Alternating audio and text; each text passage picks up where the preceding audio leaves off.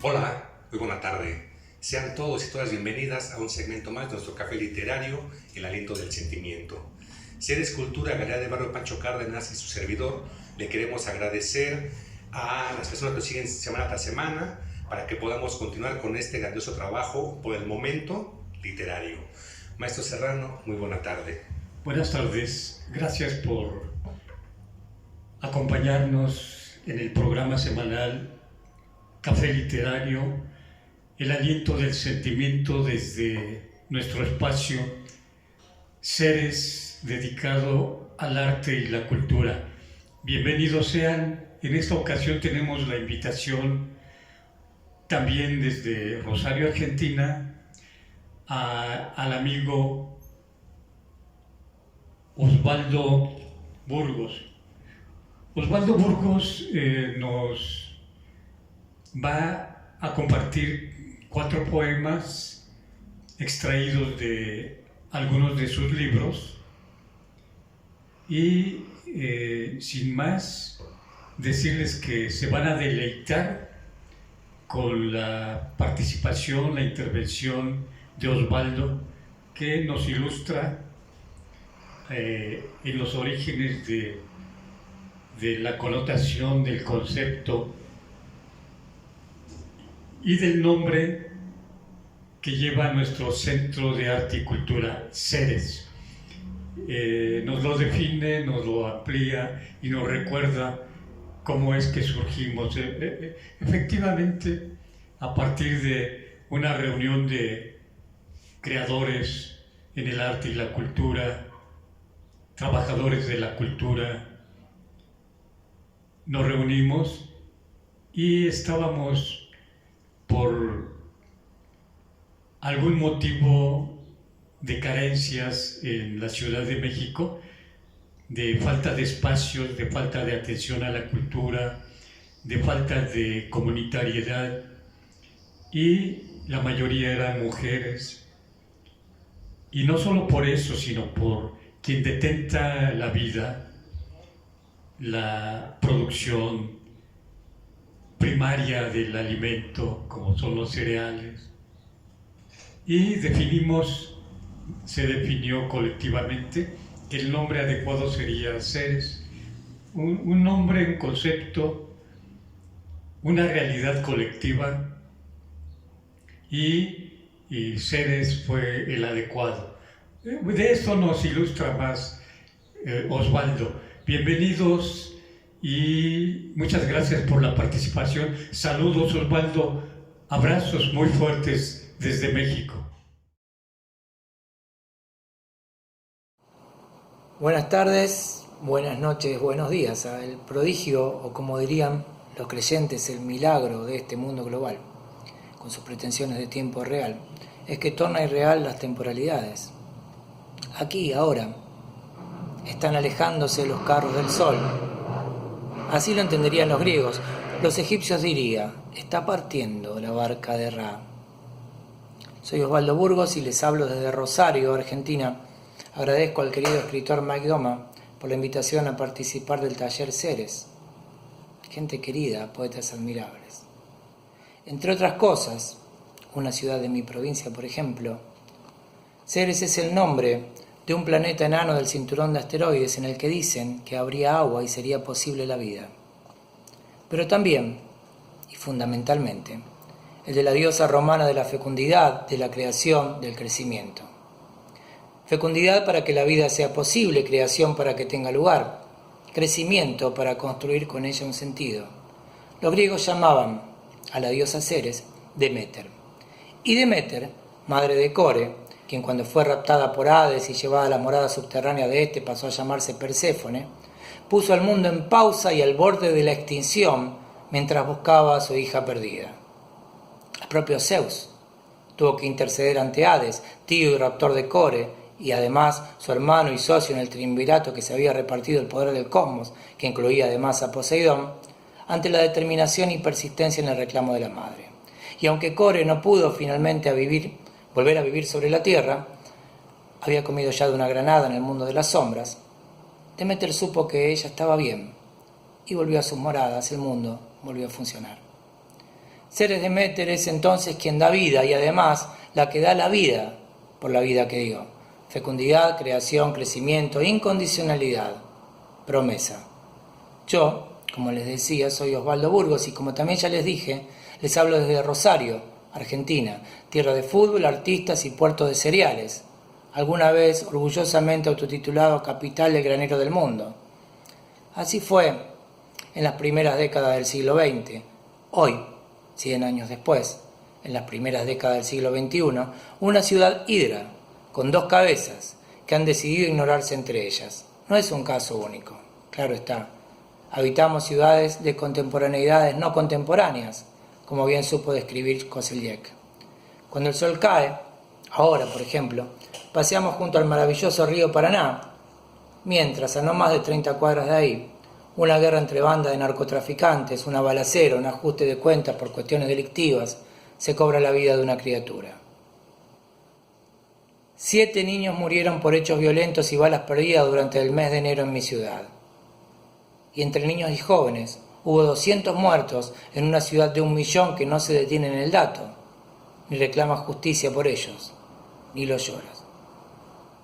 En cuanto a mí, dicen que me presente, me piden que me presente, cursé el doctorado en Derecho, soy un jurista con formación en Antropología Urbana, un investigador filosófico, un poeta. Yo, Osvaldo Burgos, pretendo ser, entre otros tantos, el que mira y escribe.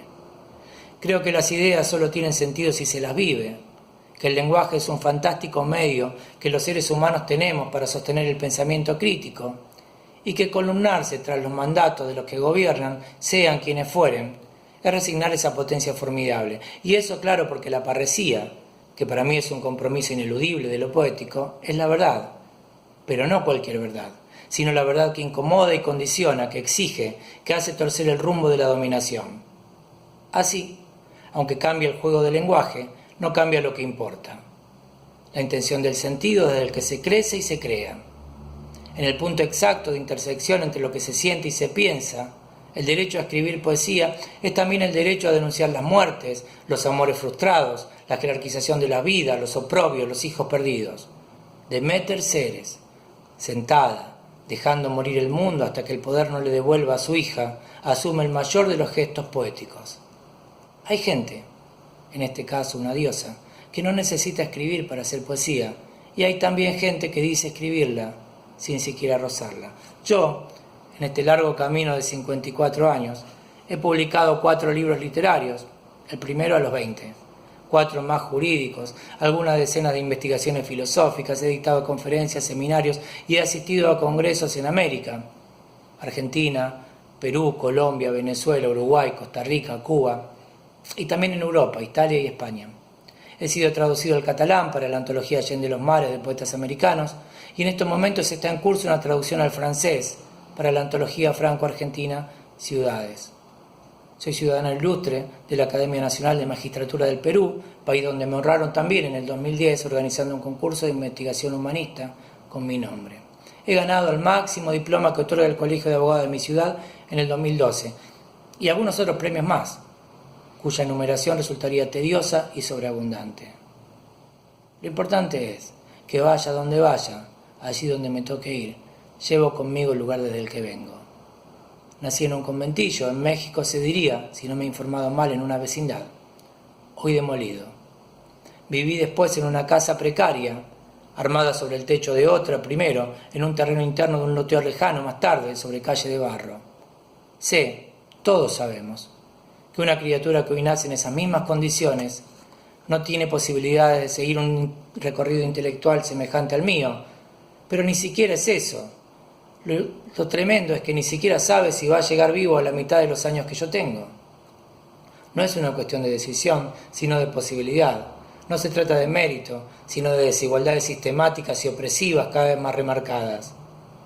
Nada puede crearse en lo infecundo. Algo habremos hecho mal, evidentemente, en nuestras sociedades en las últimas décadas, y algo seguimos haciendo mal si malgastamos la formidable fuerza del lenguaje en los juegos de descripciones que sean, poéticos, filosóficos, jurídicos, antropológicos, etc., ocupándonos de otra cosa, sin pensarlo, sin denunciarlo, sin decirlo.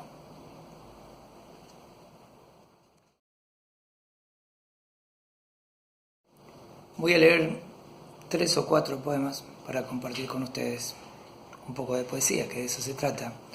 El primero es de mi libro Todas las vidas a la vez. Se llama Un final anunciado, Antígona, y dice así: No hay piedad para los traidores a la patria. La ley es clara y Creonte, el tirano, no duda en aplicarla. Uno de los hermanos de Antígona ha muerto como un traidor. A las puertas de Tebas, su otro hermano, muerto también por él, lo ha matado. Eteocles intentaba preservar su poder usurpado valiéndose del ejército propio. Al mando de un ejército extranjero, Polinices pretendía recuperar su poder legítimo. Unidos en el desprecio, alguna vez, los hermanos de Antígona denigraron a su padre y lo expatriaron. Por entonces ella maldijo su ambición desmedida. Con el mismo desgarro de su alma, maldice ahora el rigor de lo escrito y la inclemencia del tirano. No hay piedad para los traidores a la patria. La ley es clara y Antígona esta vez perderá el juicio. Viva será encerrada en la tumba paterna hasta morir. Viva será enterrada Antígona. Aunque nadie haya sabido nunca qué gran cosa es la patria, aunque nadie sepa jamás quién es exactamente un traidor, aunque nadie pueda saber qué es, en última instancia, la piedad. De Elegirse el mortal, otro libro, La escena primordial. Nada hay más frágil que un niño cuando nace. Nada hay más débil que un viejo cuando muere. Zeus no concibe fragmentos ni interrupciones abruptas, solo pliegos, señales, traspasos.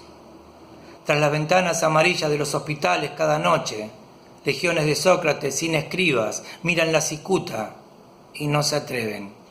Cada mañana un Ulises llega a la isla de los lotófagos y después de la odisea del dolor, su madre prorrumpe en una calma que ya no volverá a tener, pero él no puede verla todavía. Entre la mujer que recordamos y la que nos imagina, solo hay un mismo abrazo suspendido. Cuando el viejo llegue a ser lo suficientemente niño, se dispondrá a morir. Cuando el niño sea tan viejo como para nacer, recomenzará el rito. En el origen del origen, túmulo, cueva, útero, eran una misma y única palabra. Lo que niega la vida no es la muerte, es el miedo. De un libro que se publicó en ebook solamente y se llama Fragmentos de lo Inconcluso, voy a leerle este texto que se llama Alegoría y tiene una cita del Cantar de los Cantares 3.1 que dice: Por las noches busqué en mi lecho al que ama mi alma, busquélo y no lo hallé. Según cuenta una antigua alegoría rabínica, por ciertas tierras lejanas corre un río tan piadoso que detiene su corriente en Sabbat. Sin embargo, los caminos del Señor nunca son simples. En sus orillas no hay creyentes. Ignorantes de toda fe, las personas que habitan el país que fecunda ese río no advierten el milagro. Y confundiendo con debilidad su devoción, lloran cada semana sobre las aguas detenidas, lamentándose. Sentada sobre una cama en la que no haremos hijos, ella se abraza las rodillas y recita en susurros esta historia. Está cansada. Mañana se irá de aquí y yo no volveré a verla. Entonces, por fin comprenderé. Sagrada, como el sabbat de los piadosos, es la pasión de los que aman. Solo en su espera ocurren cuando ocurren el milagro y el amor. Aquel río era ella, y de tanto implorar por su llegada, la perdí. Y para terminar, un texto inédito que se llama Eli, Eli, leva sabachthani, que quiere decir Padre, Padre, ¿por qué me has abandonado?, ¿no? Y tiene un epígrafe de Dostoyevsky que es así: ¿qué es lo que más teme el hombre? Un nuevo paso, una nueva palabra suya. La noche en que iban a llevarse a Jesús, los discípulos se durmieron, no una, sino 2 veces. Vamos, levantaos, ya llega el que me traiciona, les dijo sin lamentarse su maestro, mientras las hordas del apóstol caído empezaban a quebrar la oscuridad. Aquel a quien yo bese, ese es, había advertido Judas a su gente, ancianos, escribas, sacerdotes. Salud, rabí. Pero algo salió mal para los mercenarios. Padre, al fin, Dios no iba a permitir que mataran a su hijo, no otra vez.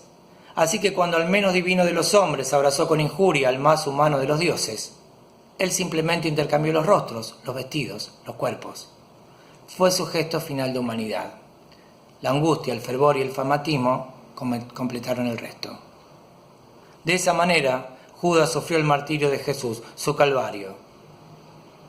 Y ahogados en el agobio de la desolación, aquellos que creyeron dieron fe. ¿Qué es un traidor? Un devoto que no puede con su sombra. Antes de que la luz de este dolor se quiebre, me negarás 3 veces, me advirtió sin lamentos ella. Y yo, que pude haber fundado sobre sus 12 nombres una iglesia, tomé mis 30 monedas y lloré.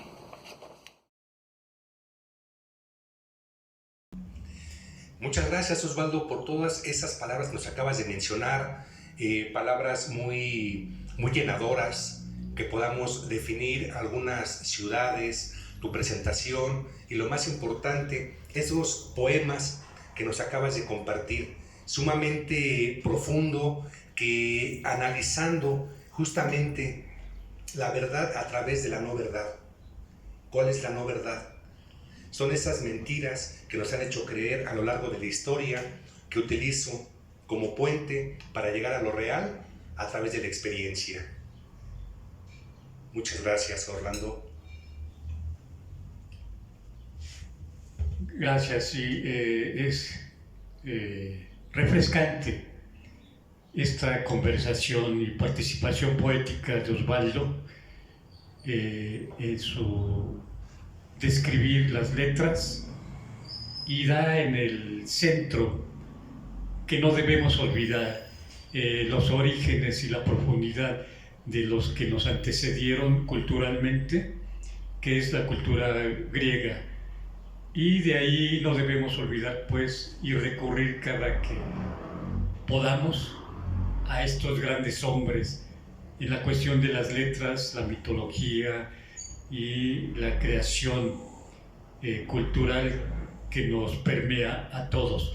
Gracias por compartir tu sapiencia, tu poesía, que se centra, por decirlo de alguna manera y de forma muy sintética, en estas tragedias griegas para poderlas fusionar con las letras poéticas y de esta manera deleitarnos. Gracias, Osvaldo. Muchas gracias, maestro. Compartir un rico café literario y deleitarnos del trabajo de grandes artistas, del conocimiento, los territorios. Y en este momento, antes de despedirnos, queremos escuchar una vez más a nuestro querido amigo Osvaldo Burgos.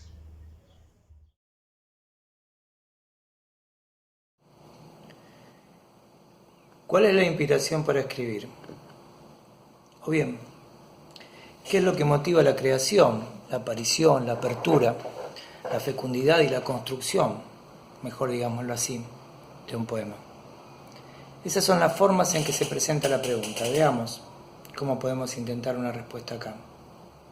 Hay una cita a la que usualmente recurro cada vez que este interrogante regresa, y siempre regresa. Cuando una y otra vez adviene la doble pregunta por el sentido. Primero, ¿qué sentido tiene hacer lo que hacemos? Escribir. Y en términos aún más genéricos, ¿cuál es el sentido del ser que insiste en buscar un sentido para lo que hace, para lo que es? El escritor, el poeta. La cita a la que me refiero es de Jean-Claude Milner, sin duda uno de los grandes pensadores de este tiempo. Y dice más o menos así, si es que la memoria no me falla hoy. Escribimos por las mismas 2 razones por las que los pájaros vuelan. Porque no podemos hacer otra cosa y porque no podemos dejar de hacerlo. Pues bien, Esa me parece una respuesta más que válida a la pregunta sobre la inspiración. Y adoptarla, que es en definitiva lo que vengo a proponer aquí, nos permitiría salir por fin del círculo vicioso que marcan como dos cerraduras enfrentadas, las dos respuestas que se repiten desde hace décadas, en declamación acrítica, pretendiendo zanjar de manera definitiva y absoluta esta cuestión que sin embargo siempre regresa. Hablo por un lado de la idea romántica de la torre de cristal, el poeta que mira el horizonte con ojos de enamorado y espera que la intuición acaricie su visión translúcida como una brisa de gracia. Y por otro, de la opuesta visión, aparentemente realista, pero igualmente romantizada, de los trabajadores de las letras que esperan sudando la inspiración mientras superan el pánico de las páginas vacías, como mineros que avanzan en la oscuridad tenebrosa y hostil chapoteando en el barro y tecleando con dolidas manos arrugadas. Un poema no me vuelve etéreo, un poema no hace la revolución. Escribimos porque no podemos hacer otra cosa. ¿Qué quiere decir esto? Quiere decir simplemente que cada vez que un texto, una poesía, un ensayo, una narración es necesaria siempre ahora, ya, tal y como decía Jacques Derrida respecto a la justicia. Inmediatamente. La justicia, en su definición más básica, es atender al sufrimiento de quien llama, de quien sufre. Y esta llamada no espera, se espera. La diferencia es importante. Hay que estar preparado, tenerla presente para cuando su presencia advenga. Del mismo modo, cada vez que la poesía llama hay que acudir, no queda otra. Hay que acudir con lo que tengamos a mano en el momento, casi desnudos, golpeados, con los elementos que podamos rescatar del agobio de la prosa cotidiana en que vivimos. Nunca, pero nunca, el poema que hacemos es la poesía por la que vamos. Y ahí, precisamente, creo, está la clave.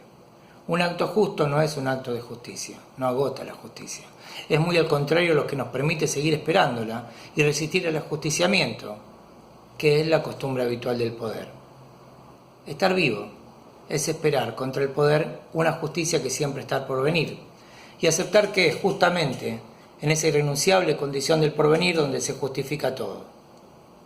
Así entonces, la llamada del que sufre es lo que nos obliga a luchar por el tiempo futuro, a proyectar el ser en el sentido, a persistir en el empeño de buscar un sentido para el ser. Obviamente, no se trata de la sensibilidad aterciopelada de la inspiración que dicen le llega a los habitantes de Torres de Cristal. Es algo muy distinto. No se trata nunca jamás de la luna, se trata en todo caso de despejar su sombra en la tierra. Escribimos porque no podemos dejar de hacerlo. Esto es todavía más simple. Si podés dejar de escribir, no escribas.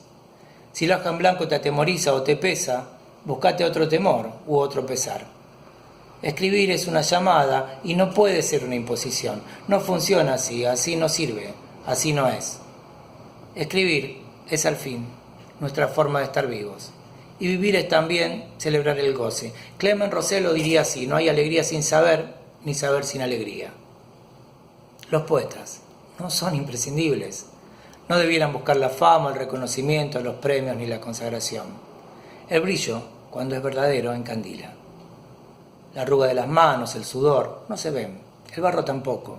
Ostentar los harapos es también ostentación. Lo descarnado no se imposta, es como la clase. ¿Se tiene o no? En fin, escribe cuando tengas algo para decir y no puedas callarlo. Dilo lo más bellamente que puedas. Respeta la dignidad de aquello que jamás vas a alcanzar a decir. Lee. Lee mucho. No hay artista más grande que un buen lector. Estudia, fórmate, deja de lado el ego. Y lo más importante, antes de renunciar a la belleza o al sentido, considera el silencio. En el mundo, todos lo sabemos, hay dominio, explotación, abuso, hay poder. El mundo es un lugar muy injusto y aunque parezca que siempre está por amanecer, hoy y siempre es hoy, aquí son las tinieblas. Así que si vas a escribir, que sea para que la luz se haga, sabiendo que no se hará y que no podrás hacer otra cosa más que volver a intentarlo, una y otra vez, hasta que se vaya con vos lo que nunca dijiste, lo que no llegaste a decir, tu epitafio y tu legado. Eso.